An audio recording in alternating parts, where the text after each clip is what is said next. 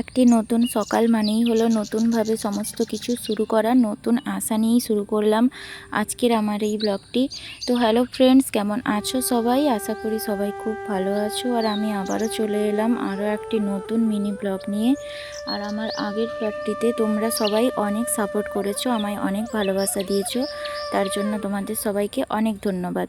তো দেখো, সকালে ঘুম থেকে উঠেই যখন দেখলাম আজকের আবহাওয়াটা খুবই রোদ ঝলমলে, তো বসে পড়লাম কাচাকুচি করার জন্য। আর আমি না কাচাকুচি করার আগে কিছুক্ষণ আগে সার্ফ জলে সমস্ত জিনিসপত্র ভিজিয়ে রাখি, যাতে একটু ভালোভাবে ছেড়ে যায়। আর আমি এই কাজটা একদমই করতে পারি না। আগে আমার বাপি করে দিত, আর এখন আমার বর বাড়িতে থাকলে আমায় এটাতে অনেকটাই হেল্প করে। তারপর দেরি না করে ওগুলো ভিজিয়ে চলে এলাম রান্নাঘরে, কারণ দুপুরের রান্নাটা আগে সেরে নিতে হবে। আর দুপুরে রান্না হয়ে যাওয়ার পর যা সমস্ত বাসন পড়েছিল আমি সব কিছু ধুয়ে নিলাম।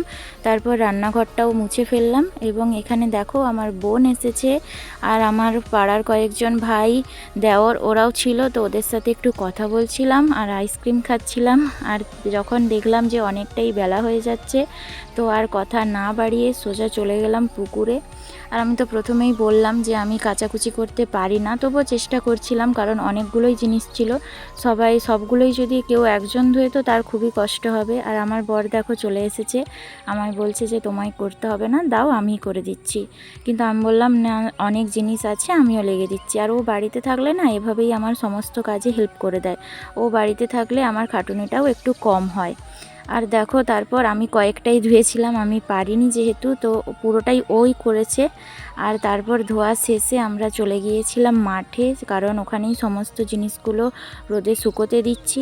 যদিও হয়তো সমস্তটা আজ শুকোবে না, কারণ ধুতে অনেকটাই বেলা হয়ে গিয়েছিল। আর তারপর স্নান সেরে আমি চলে এসেছিলাম আমার ঠাকুর ঘরে। আর আমি সব দিন সমস্ত কাজ সেরে একটা ফ্রেশ হয়ে আমি ঠাকুর ঘরে যাই, কারণ আমার মনে হয় কাজের মধ্যে যদি আমি পুজো করতে যাই তাড়াহুড়োর মধ্যে, পুজোটা যেন আমার ঠিকঠাকভাবে দেওয়া হলো না, তাতে আমার মনটা খুঁতখুত করতে থাকে। তো ওই জন্য আমি সমস্ত কাজ সেরে আমি পুজো করতে যাই, যাতে কোনো না তাড়া থাকে। আর আমার দেখো গোপুসোনা রয়েছে, গোপুসোনাকে রোজ স্নান করাতে হয়, খাওয়াতে হয়। ওই জন্যই আমি সবসময় চেষ্টা করি যাতে পুজোটা আমি টাইম ধরে একটু তাড়াহুড়ো করে না করে করি। আর পুজোটা ভালোভাবে করলে মনটাও খুব ভালো লাগে। তারপর চলে এসেছিলাম রুমে, আর ওখানে এসে আমার বজরংবলী রয়েছে, রাধাকৃষ্ণ রয়েছে, সবাইকে একটা ধূপ দিয়ে দিলাম।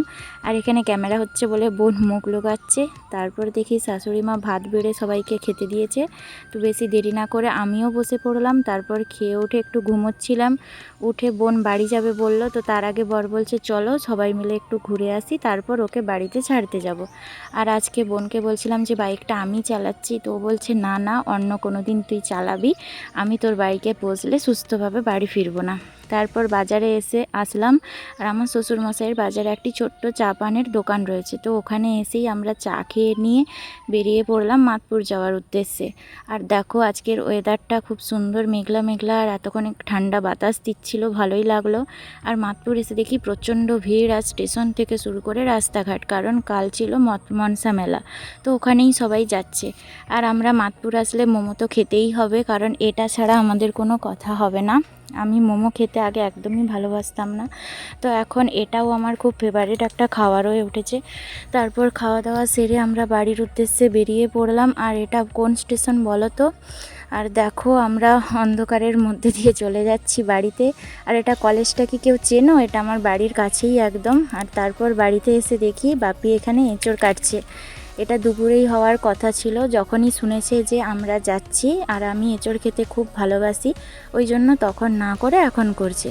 আর দেখো এটা একটা নতুন জিনিস, সজনে ডাঁটা তেঁতুল দিয়ে একটা চাটনি, আচারই বলতে পারো, আমার মায়ের এক বান্ধবী করে দিয়েছিল। তো তারপর রাতে যখন বাড়ি আসবো তার আগেই দেখো বৃষ্টি হয়ে গেছে।